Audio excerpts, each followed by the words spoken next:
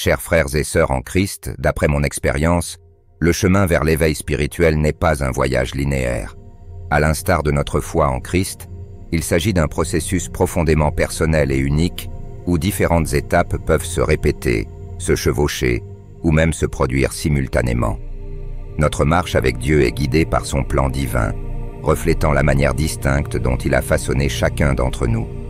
Avant de commencer, assurez-vous de vous abonner à notre chaîne et d'activer la cloche de notification pour ne jamais manquer nos prochains contenus inspirants et encourageants. Merci de nous rejoindre. Maintenant commençons.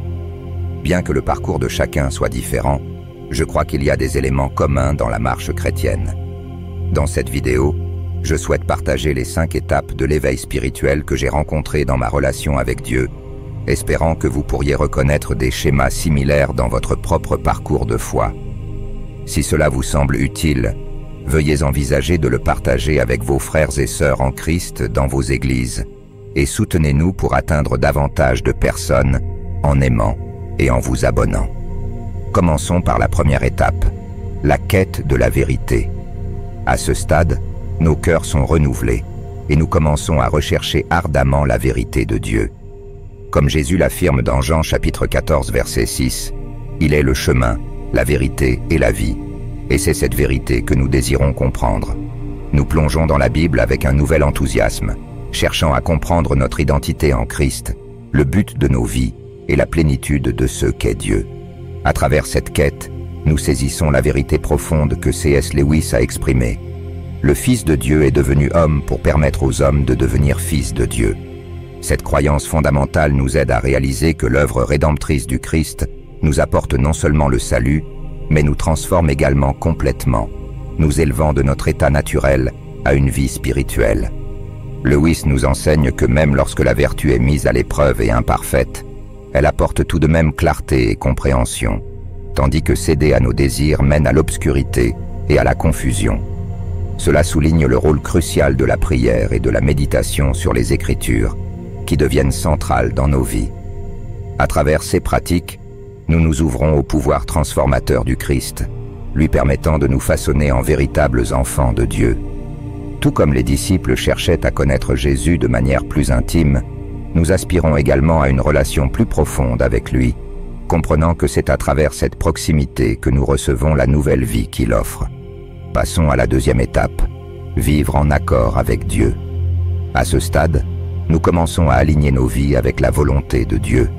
Nous devenons attentifs au Saint-Esprit, qui nous guide dans chaque aspect de notre vie, comme l'enseigne Galates, chapitre 5, verset 16.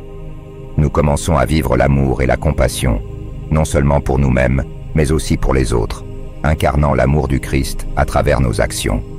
C.S. Lewis nous rappelle que le pardon est un élément crucial de cet alignement. Bien que le pardon puisse parfois sembler difficile ou même peu attrayant, il est essentiel pour vivre conformément aux enseignements du Christ.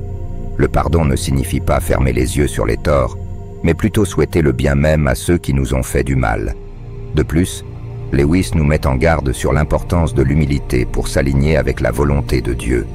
Il explique que le vrai pardon et l'amour ne peuvent grandir que dans un cœur humble qui reconnaît sa propre petitesse devant Dieu. L'humilité non seulement ouvre la voie au pardon, mais nous permet également de voir nous-mêmes et les autres à travers la perspective du Christ. Libérés des distorsions de l'orgueil, nous venons à comprendre que tout ce que nous faisons est destiné à glorifier Dieu, comme l'affirme 1 Corinthiens chapitre 10 verset 31, et que nous sommes en communion avec sa création. Notre compréhension spirituelle s'approfondit, et nous commençons à voir que nous sommes tous dans un voyage continu de sanctification, façonné par la grâce de Dieu pour accomplir son dessein dans nos vies. Passons maintenant à la troisième étape, l'inconscience spirituelle. À ce stade, nous nous trouvons spirituellement endormis, vivant selon la chair plutôt que selon l'esprit. Comme Paul nous met en garde dans Romains chapitre 8 verset 5, l'inconscience spirituelle signifie être pris au piège par l'ego, sans reconnaître la présence de Dieu dans nos vies. Sans la lumière du Christ, nous devenons vulnérables au péché, réagissant de manière impulsive, et perdons le contrôle de nos émotions et de nos actions, comme Paul le décrit lorsqu'il parle d'être vendu comme esclave au péché. Dans cet état, notre nature corrompue nous pousse vers l'indulgence et l'excès, déformant encore davantage notre compréhension de la vérité spirituelle. C.S. Lewis souligne que céder à tous nos désirs ne nous apporte pas l'accomplissement que nous recherchons. Au contraire, cela nous entraîne dans un cycle de désordre et de chaos, où l'instinct naturel devient disproportionné et nous éloigne de la véritable liberté en Christ. Les personnes à ce stade ont souvent du mal à reconnaître que Dieu a un dessein plus grand pour leur vie. Elles se voient plutôt comme des victimes de leurs circonstances, plutôt que comme des co-auteurs de leur vie en Christ. En restant entremêlées dans les plaisirs éphémères et en vivant selon la chair, elles passent à côté de la vérité selon laquelle le véritable accomplissement et la paix viennent de la communion avec Dieu et de la soumission de l'ego à l'esprit. 4e étape, l'émergence du véritable soi en Christ. Il arrive un moment décisif dans notre marche avec le Christ où nous ne pouvons plus nous conformer aux voies du monde. À ce stade, le vrai soi, racheté et transformé par le Saint-Esprit, commence à émerger, comme le décrit 2 Corinthiens chapitre 5, verset 17. Notre foi ne peut plus être cachée ou dissimulée.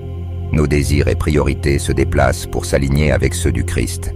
C.S. Lewis nous rappelle que la moralité transcende les simples règles, en se concentrant sur l'harmonie intérieure de nos vies et le but global de notre existence. Comme il le souligne, la moralité ne concerne pas seulement le maintien de relations justes avec les autres, mais aussi l'alignement de nos cœurs et esprits avec la volonté de Dieu. De plus, Lewis souligne que même les efforts imparfaits vers la vertu apportent clarté et compréhension, tandis que céder au désir charnel mène à l'obscurité et à la confusion. Le processus de rejet du vieil homme et de permettre à notre nouveau soi d'émerger en Christ est une lutte continue, mais chaque étape nous rapproche de Dieu et révèle notre véritable identité en Christ. Cette période peut impliquer des pertes et des épreuves, semblables à celles rencontrées par Job, mais c'est aussi un temps de purification et de renforcement de notre foi. En laissant le vieil homme derrière nous, nous devenons plus semblables au Christ, et notre véritable identité en tant qu'enfant de Dieu se révèle. 5e étape, la mort de l'ego. La mort de l'ego est une étape cruciale dans le parcours chrétien, comme Jésus nous l'enseigne lorsqu'il dit que nous devons nous renier nous-mêmes, prendre notre croix et le suivre, comme le dit Matthieu chapitre 16 verset 24. Dans ce processus, nous sommes appelés à abandonner notre identité charnelle et à embrasser la nouvelle identité que nous avons en Christ, comme enseigné dans Éphésiens chapitre 4 versets 22 à 24. Les croyances et étiquettes mondaines qui nous définissaient autrefois sont remplacées par la vérité que nous sommes enfants de Dieu, aimés et rachetés par son sang. C.S. Lewis avertit que l'indulgence incontrôlée dans les désirs charnels ne conduit pas à un véritable accomplissement, mais plutôt à un désordre et à une confusion. Il explique que céder aux instincts naturels sans contrôle approprié peut nous empêcher de vivre la véritable liberté trouvée en Christ. Avec un esprit renouvelé, comme le décrit Paul dans Romains chapitre 12 verset 2, nous commençons à comprendre notre identité en Christ, séparés du vieil homme charnel. En surmontant les distorsions de l'ego et les désirs désordonnés, nous pouvons pleinement embrasser la nouvelle identité que Dieu nous offre. Cependant, l'un des plus grands défis dans ce voyage est de surmonter l'orgueil, qui est l'une des manifestations les plus subtiles et dangereuses de l'ego. C.S. Lewis compare l'orgueil à un cancer spirituel qui détruit la possibilité de l'amour, de la satisfaction et même du bon sens. L'orgueil nous garde attachés à notre ancien soi, nous empêchant de pleinement embrasser l'humilité à laquelle le Christ nous appelle. Ainsi, la mort de l'ego ne concerne pas seulement le renoncement aux passions charnelles, mais aussi la reconnaissance et la surmontée de l'orgueil qui nous sépare de Dieu. En permettant à l'humilité du Christ de transformer nos cœurs et nos esprits, nous sommes véritablement changés, capables de vivre la nouvelle vie qu'il nous offre, libérés des fardeaux de l'ego et de l'orgueil. Il est important de se rappeler qu'aucune étape du parcours chrétien n'est supérieure à une autre. Chacune est une partie vitale de notre marche avec le Christ, mais deux de ces étapes se distinguent nettement, l'humilité et l'orgueil. Ces deux ne peuvent pas coexister chez une même personne. Comme le souligne Lewis, l'orgueil éloigne une personne de Dieu et la rapproche de soi, tandis que l'humilité rapproche de Dieu.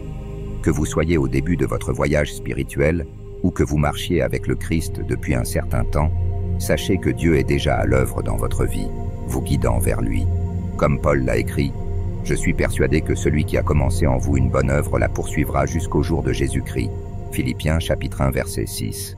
L'éveil spirituel en Christ est un voyage de toute une vie, et nous continuons à croître en maturité spirituelle même au-delà de cette vie. Avez-vous aimé cette vidéo? Si oui, merci de considérer de la liker, de vous abonner et de la partager. Cela nous aide énormément. Avant de conclure, je voudrais vous inviter à nous rejoindre dans la prière. Je crois qu'il est essentiel de terminer chaque message en élevant notre nouvelle sagesse vers le Seigneur, en lui demandant humblement de nous bénir dans ce voyage spirituel que nous parcourons jour après jour. Père céleste bien-aimé, nos cœurs se prosternent devant toi dans l'humilité, reconnaissant l'immensité de ta sagesse et la majesté de ton amour. Seigneur, nous reconnaissons que chaque étape de notre voyage spirituel est une invitation à expérimenter ta grâce et une opportunité d'être façonnés selon ta volonté. Alors que nous passons par la mort de l'ego, aide-nous à nous renier, comme Jésus nous l'a enseigné, afin que nous puissions abandonner toutes les identités charnelles et illusoires. En prenant notre croix et en suivant le Christ, puissions-nous renaître dans la nouvelle identité que tu nous as donnée en tant qu'enfants bien-aimés, rachetés par le sang de l'agneau. Que notre esprit soit renouvelé et transformé par ta vérité, et que nous grandissions dans notre compréhension de ce que signifie être en Christ jour après jour. Seigneur, guide-nous vers l'émergence de notre véritable soi en Christ. En rejetant les masques et les faux idoles que nous suivions autrefois, puissions-nous nous aligner plus étroitement avec ton image et ta ressemblance. Façonne nos désirs et nos priorités à travers ton Saint-Esprit, et puissions-nous devenir chaque jour davantage comme Jésus, reflétant son amour, sa grâce et sa vérité dans chaque aspect de notre vie. Père bien-aimé, nous te confions ceux qui sont encore spirituellement inconscients, pris au piège par l'ego et aveugles à ta présence. Père céleste bien-aimé, nos cœurs s'inclinent devant toi dans l'humilité, reconnaissant l'immensité de ta sagesse et la majesté de ton amour. Seigneur, nous reconnaissons que chaque étape de notre voyage spirituel est une invitation à expérimenter ta grâce et une opportunité d'être façonnés selon ta volonté. Alors que nous passons par la mort de l'ego, aide-nous à nous renier, comme Jésus nous l'a enseigné, afin que nous puissions abandonner toutes les identités charnelles et illusoires. En prenant notre croix et en suivant le Christ, puissions-nous renaître dans la nouvelle identité que tu nous as donnée en tant qu'enfants bien-aimés, rachetés par le sang de l'agneau. Que notre esprit soit renouvelé et transformé par ta vérité, et que nous grandissions dans notre compréhension de ce que signifie être en Christ, jour après jour. Seigneur, guide-nous vers l'émergence de notre véritable soi en Christ. En rejetant les masques et les faux idoles que nous suivions autrefois, puissions-nous nous aligner plus étroitement avec ton image et ta ressemblance. Façonne nos désirs et nos priorités à travers ton Saint-Esprit, et puissions-nous devenir chaque jour davantage comme Jésus, reflétant son amour, sa grâce et sa vérité dans chaque aspect de notre vie. Père bien-aimé, nous te confions ceux qui sont encore spirituellement inconscients, pris au piège par l'ego et aveugles à ta présence. Nous prions pour que la lumière du Christ brille intensément sur eux, chassant l'obscurité qui les entoure. Qu'ils s'éveillent à la vérité de ton amour et de ton dessein, ne se voyant plus comme des victimes des circonstances, mais comme des co-auteurs d'une vie transformée en Christ. Seigneur, guide-nous pour vivre une vie alignée avec ta volonté. Que le Saint-Esprit nous conduise dans chaque décision, chaque étape et chaque mot qui sort de nos lèvres. Que nous vivions dans l'amour et la compassion, reflétant ton caractère dans tout ce que nous faisons.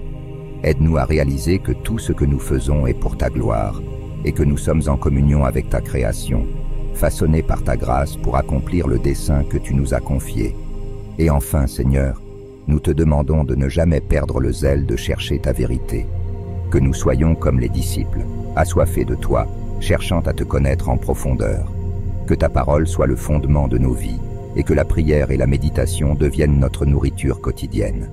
En cherchant à découvrir ta vérité, puissions-nous être transformés par ta présence et expérimenter la plénitude de vie que tu as promise. Père céleste, nous plaçons chaque partie de notre voyage spirituel entre tes mains. À travers chaque étape, défi et triomphe, puissions-nous rester fermes, pleinement soumis à ta volonté. Nous prions cela au nom de Jésus, notre Sauveur. Amen. Merci beaucoup à tous ceux qui sont restés avec nous et ont rejoint la prière. Je fais confiance à ce que cette réflexion a été significative pour vous. Merci de partager dans les commentaires à quelle phase vous sentez-vous en ce moment dans votre marche avec le Christ. Merci de permettre à la lumière du Christ de briller à travers vous. Que Dieu vous bénisse abondamment, vous et vos familles. À bientôt dans la prochaine vidéo.